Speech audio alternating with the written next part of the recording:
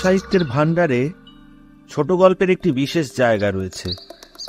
আমার প্রিয় কিছু ছোট গল্প নিয়ে আমি রাজর্ষি, আর আপনারা শুনছেন রাজর্ষি উবাচ। আজকে শোনাব অনন্যা দাসের গল্প অভিনেত্রীর হার। গল্পটি আনন্দমেলা রহস্য গল্প সংকলন থেকে সংগৃহীত। রিমকি আর গুগাই ট্রেনে করে পাহাড়ে মামার বাড়ি বেড়াতে যাচ্ছে। সঙ্গে আছে ওদের ড্রাইভার কৃষ্ণদা। বাবা মার অফিসে কাজ পড়ে গিয়েছে, তাই কৃষ্ণদাকে সঙ্গে আসতে হয়েছে। মামাতো দাদা টিটোর সঙ্গে ওদের গরমের ছুটিটা দারুণ জমবে। ওদের কম্পার্টমেন্টে আর একজন বয়স্ক ভদ্রলোক রয়েছেন। ওর নাম অনিকেত চট্টরাজ। রিন্টি আর গুগাই দুজনেই গোয়েন্দা গল্পের বই খুলে বসলো দেখে ভদ্রলোক বললেন, আরে কে অপরাধী সেটা বলে দিলে তো গল্পের মজাটাই চলে যায়। বইগুলো রেখে দাও, রেখে দাও। আমি তোমাদের একটা সত্যি ঘটনা বলি, বুঝলে? তোমরা শুনে বলো তো দেখি কে দোষী। বলতে যদি পারো তাহলে বুঝবো তোমরা শুধু গোয়েন্দা গল্পই পড়ো না, মাথাটাও খাটাতে পারো। রিন্টি আর গুগাই তো সঙ্গে সঙ্গে রাজি। ভদ্রলোক শুরু করলেন, শোনো তবে, অনুপমা দেবী সিনেমার নামী অভিনেত্রী। স্বর্ণধনুক সিনে অ্যাওয়ার্ড উৎসবে ওর দুটো ছবি উঠেছে এবার। তার মধ্যে একটার জন্যে উনি আবার শ্রেষ্ঠ অভিনেত্রীর পুরস্কার পেতে পারেন এমন একটা সম্ভাবনা আছে। ধনুকপুর শহরের অনুষ্ঠানটা খুব ঘটা করে আয়োজিত হয় প্রতিবার। সব নামী অভিনেত্রী, অভিনেতা, নেতা, খেলোয়াড়, লেখক, সাংবাদিকের ছড়াছড়ি। অনুষ্ঠানে কি পড়বেন অনুপমা দেবী সেই নিয়ে অনেক দিন ধরে খবরের কাগজে, পত্রিকায় সব জল্পনা কল্পনা শুরু হয়ে গিয়েছে। অনুষ্ঠানে পড়বেন বলে তিনি তার অতি প্রিয় এবং দামি হীরের হার রিভার অফ ফায়ার এনেছেন। ধনুকপুরের সবচেয়ে বড় 5 স্টার হোটেলে উঠেছেন তিনি। কড়া নিরাপত্তা চারিদিকে।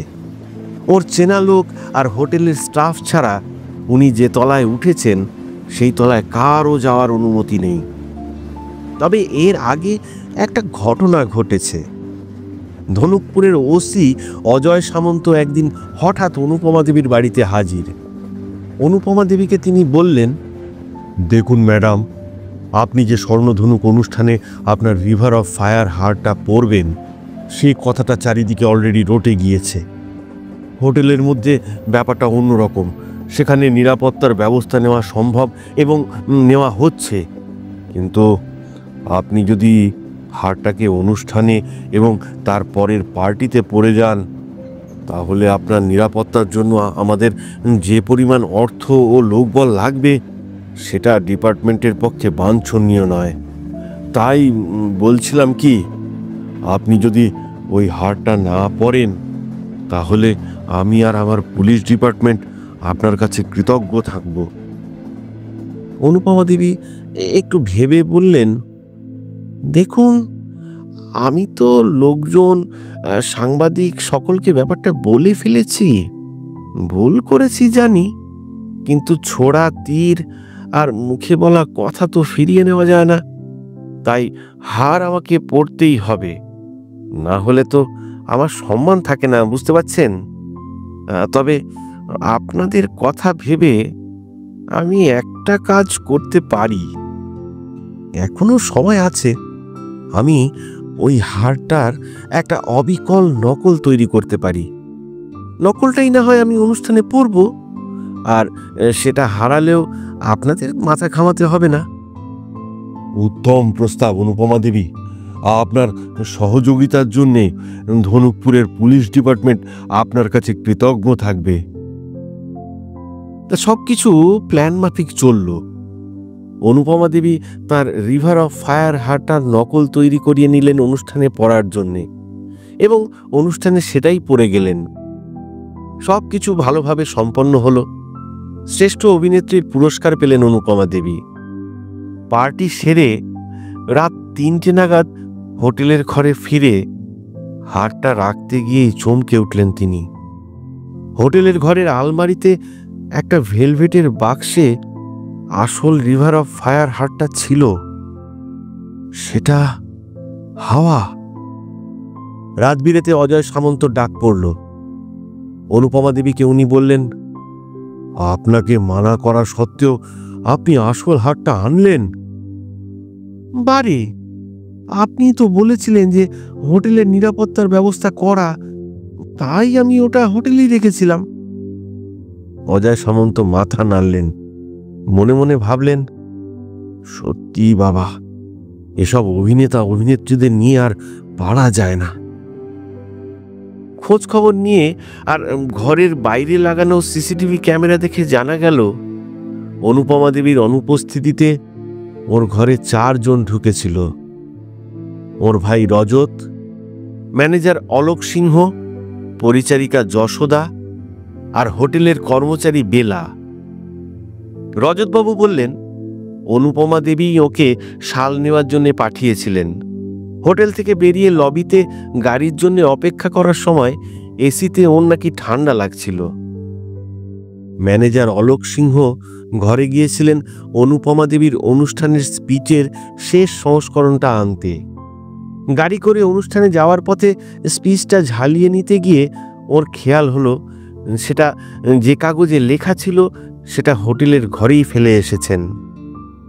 যশোদা গিয়েছিল অনুপমা দেবীর জন্য পেপারমেন্টের বাক্স আনতে।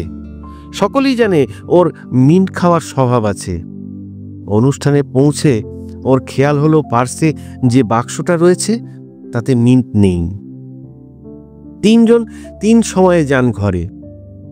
আর বেলা হোটেলের কর্মচারী, সে যায় ঘর পরিষ্কার করতে। হার যে অনুষ্ঠানের সময়ই সরানো হয়েছে তাতে কিন্তু কোনো সন্দেহই নেই, কারণ অনুপমা দেবী রওনা হওয়ার আগে হারটা দেখেছিলেন। অজয় সামন্ত একটু ফাঁপড়ে পড়লেন, কিন্তু কিছুক্ষণের মধ্যেই বের করে ফেললেন চোর কে। তোমরা বলতে পারো হার কে চুরি করেছিলেন? উত্তরে গুগাই চট করে বলল, আমি জানি, ওর পরিচারিকা, ওই ওই কি নাম, যশোদা। যশোদা। অনিকেত চট্টরাজ একটু আশ্চর্য হয়েই বললেন, বাহ, কি করে বুঝলে? আরে এ তো সহজ। অনুপমা দেবীর পরিচিত যে 3 জন ঘরে ঢুকেছিল তাঁরাই শুধু জানতেন তিনি নকল হার পরে অনুষ্ঠানে গিয়েছেন। আর হোটেলের কাজের লোকের তো সেটা জানার কথা নয়। তারা উল্টে দেখেছে যে তিনি হারটা পরে বেরিয়ে গিয়েছেন, তাই বেলা প্রথমেই আউট। বাকি 3 জনের মধ্যে রজতবাবু অনুপমা দেবীর শাল আনতে যান। ওটা প্ল্যান করা হতেই পারে না। অনুপমা দেবীর যে ঠান্ডা লাগবে সেটা ওর জানার কথা নয়।